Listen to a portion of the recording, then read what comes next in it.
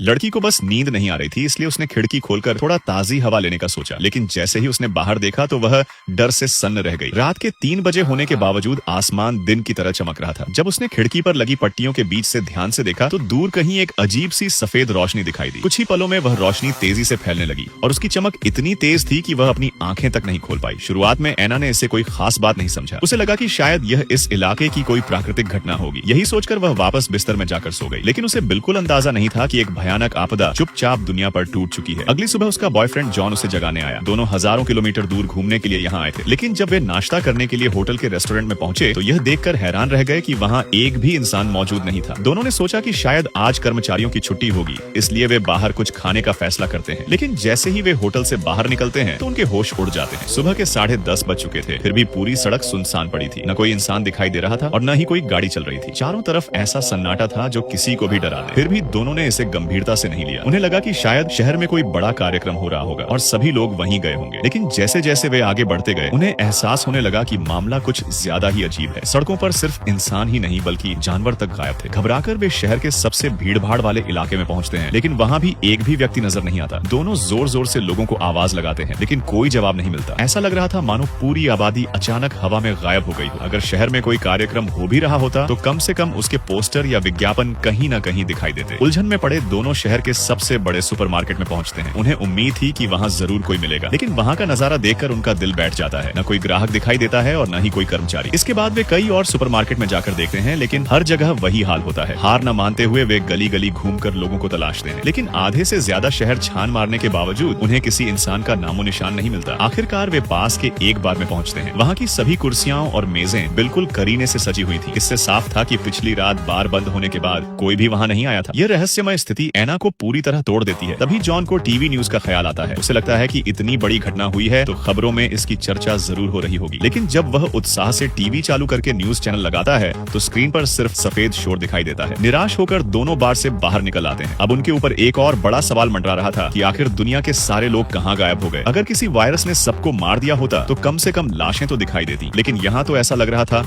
मानो पूरी मानव जाति अचानक अस्तित्व से ही मिट गई हो। मजबूरी में दोनों वापस अपने होटल लौट आते हैं। जॉन तुरंत अपना लैपटॉप खोलता है और इंटरनेट पर जवाब खोजने की कोशिश करता है, लेकिन उसे पता चलता है कि सारी खबरें कल की तारीख पर ही रुकी हुई हैं। दूसरी तरफ एना अमेरिका में रहने वाली अपनी माँ को फोन लगाती है, लेकिन कोई कॉल नहीं उठाता। वह अपने दोस्तों और रिश्तेदारों को मैसेज भी भेजती है, मगर किसी का कोई जवाब नहीं आता। हर मैसेज मानो समुद्र में पत्थर फेंकने जैसा गायब हो जाता है। तभी जॉन के दिमाग में एक आइडिया आता है। वह एना को लेकर तुरंत बाहर निकल पड़ता है। उसका मानना था कि अगर वे शहर की सबसे ऊंची जगह पर पहुंच जाए तो पूरे आइलैंड की स्थिति देख सकेंगे। दोनों पहाड़ की ओर रवाना हो जाते हैं। रास्ते में उन्हें एक कार दिखाई देती है जिसका इंजन अब भी चालू था और खिड़कियां खुली हुई थी, लेकिन ड्राइवर कहीं दिखाई नहीं दे रहा था। इसलिए दोनों बिना देर किए उस कार में बैठ जाते हैं और पहाड़ की चोटी की ओर निकल पड़ते हैं। काफी मशक्कत के बाद जब वे ऊपर पहुंचते हैं तो देखते हैं कि वहां बना पूरा आलीशान विला क्षेत्र भी सुनसान पड़ा है। न कोई इंसान दिखाई देता है और न ही किसी जीवन का कोई निशान। दोनों सोच भी नहीं सकते थे कि छुट्टियां मनाने आए थे और ऐसी रहस्यमयी घटना में फंस जाएंगे। रात होने तक वे थक हार कर होटल लौट आते हैं। एना को लगता है कि शायद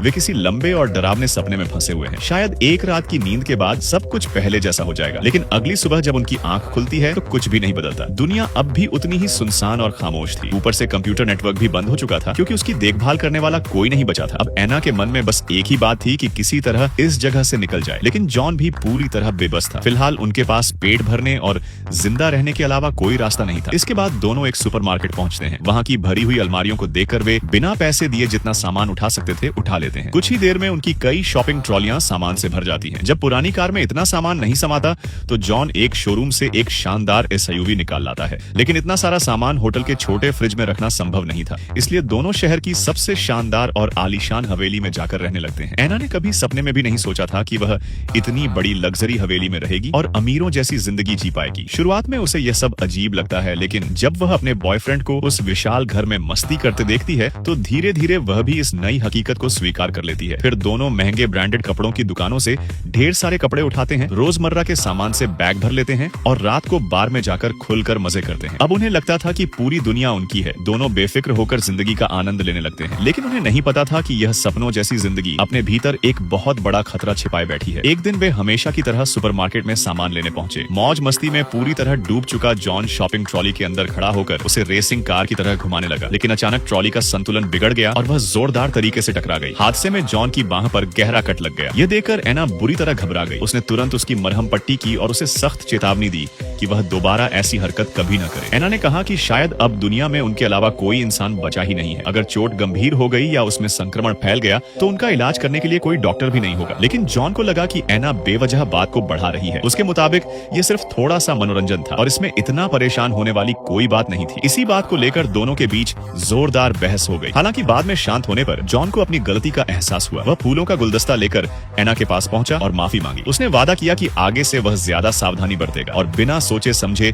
कोई जोखिम भरा काम नहीं करेगा। तब जाकर एना ने उसे माफ किया। लेकिन अगले दिन जॉन सामान इकट्ठा करने के लिए एक मॉल में गया। पिछली घटना के बाद वह पहले से काफी जिम्मेदार हो चुका था, लेकिन जैसे ही वह लिफ्ट में चढ़ा तो दरवाजा बंद होते समय एक अजीब सी आवाज आई। जॉन को तुरंत महसूस हुआ कि कुछ गड़बड़ है, लेकिन तब तक बहुत देर हो चुकी थी। नियमित मरम्मत और देखरेख न होने की वजह से लिफ्ट खराब हो गई और वह उसके अंदर फंस गया। उसने बार बार दरवाजे पीटे, मदद के लिए चिल्लाया, लेकिन कोई फायदा नहीं हुआ। जब उसे लगने लगा कि शायद वह पूरी जिंदगी इसी लिफ्ट में कैद रह जाएगा, तभी अचानक लिफ्ट का दरवाजा अपने आप खुल गया। हालांकि यह सिर्फ एक झूठा अलार्म निकला, लेकिन इस घटना ने उसे अंदर तक डरा दिया। इस हादसे के बाद दोनों को एहसास हुआ कि जो जिंदगी ऊपर से किसी स्वर्ग जैसी लग रही थी, वह हकीकत में उतनी आसान और खूबसूरत नहीं थी। आने वाले दिनों में दोनों रोज आइलैंड के अलग अलग हिस्सों में घूमते रहे। इसी दौरान उन्हें पता चला कि पूरे शहर की बिजली थर्मल पावर सिस्टम से चलती है, इसलिए बिना नियमित मरम्मत और देखरेख के भी कई सालों तक बिजली मिल सकती है। लेकिन बाकी सुविधाएं इंसानी देखभाल पर निर्भर थी। एक सुबह एना उठकर दांत साफ करने गई, लेकिन नल खोलते ही उसके होश उड़ गए। पानी पूरी तरह बंद हो चुका था। उसे तुरंत समझ आ गया कि यह बहुत बड़ी समस्या है। पानी के बिना वे ज्यादा समय तक जीवित नहीं रह सकते थे। उधर सुपरमार्केट में रखा खाना भी धीरे धीरे खराब हो रहा था। ताजी सब्जियां और फल लगभग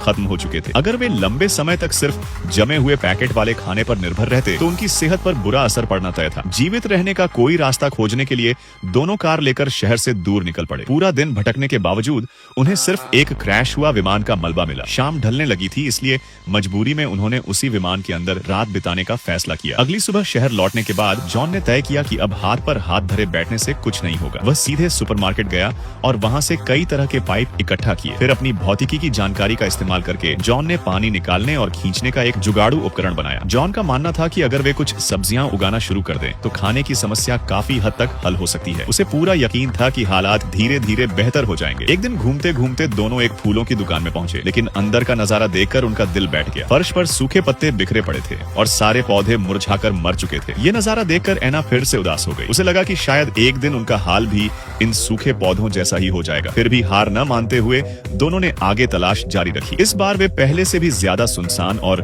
दूर दराज इलाके की तरफ निकल पड़े। लेकिन रास्ते में अचानक जॉन की नजर एक जगह पर पड़ी जहां उन्हें एक अकेला मकान दिखाई देता है। शाम होने लगी थी, इसलिए दोनों ने वहीं रात बिताने का फैसला किया। जब वे अंदर गए तो देखा कि यह जगह भी शहर की तरह उजड़ी हुई थी। वहां किसी इंसान के रहने के कोई निशान नहीं थे। जॉन ठंड से बचने के लिए लकड़ियां इकट्ठा करने बाहर निकलने ही वाला था कि तभी उसे थोड़ी दूरी पर एक बुजुर्ग व्यक्ति दिखाई दिया। लग रहा था कि उस बुजुर्ग ने कई दिनों से पानी नहीं पिया था। उसने बोतल मिलते ही पूरा पानी एक ही सांस में पी लिया। वह बेहद कमजोर हालत में था। जॉन और एना उसे सहारा देकर घर के अंदर ले आए। बातचीत के दौरान उन्हें पता चला कि उस रहस्यमयी रात के बाद जब बुजुर्ग को शहर में कोई इंसान नहीं मिला तो वह अपने गांव लौट आया था, लेकिन वहां भी उसके परिवार के सभी लोग गायब थे। उसे समझ ही नहीं आ रहा था कि आखिर हुआ क्या है। धीरे धीरे उसके घर का सारा राशन और सामान खत्म हो गया। तब उसे एहसास हुआ कि शायद अब उसकी जिंदगी ज्यादा लंबी नहीं बची है, इसलिए वह इस लकड़ी के घर में अपने आखिरी दिन बिताने आया था। उसका मानना था कि मरने के बाद शायद वह स्वर्ग में अपने परिवार से फिर मिल सकेगा। जॉन ने उसकी बातें सुनकर उसे हिम्मत दी। उसने कहा कि अब वह अकेला नहीं है, वे तीनों मिलकर एक टीम की तरह रह सकते हैं। अगर वे हार नहीं मानेंगे तो शायद उन्हें इस रहस्य का जवाब मिल जाए और हो सकता है कि कुछ और जीवित लोग भी मिल जाएं। बुजुर्ग को जॉन की बात सही लगी और उसने उनके साथ रहने का फैसला कर लिया। वह भी लोगों के गायब होने का सच जानना चाहता था, लेकिन किस्मत को कुछ और ही मंजूर था। अगली सुबह जब एना की आंख खुली तो उसने देखा कि वह बुजुर्ग नींद में ही शांति से दुनिया छोड़ चुका था। जिस जीवित इंसान को खोजने में उन्हें इतने महीने लग गए थे, वह भी उनसे बिछड़ गया। दोनों बहुत दुखी हुए और उन्होंने बुजुर्ग को घर के पीछे बने बगीचे में सम्मान पूर्वक दफना दिया। इसके बाद ऐना के मन में एक नई उम्मीद जगी। उसे लगा कि अगर उन्हें एक जीवित व्यक्ति मिल सकता है तो शायद और लोग भी कहीं न कहीं मौजूद हों। उसे लोगों को खोजने का एक तरीका सूझा। वह सुपरमार्केट से बड़ी मात्रा में लाल रंग की टेप लेकर आई और पूरे शहर की व्यवस्थित तरीके से तलाशी लेने लगी। जिस घर में कोई नहीं मिलता,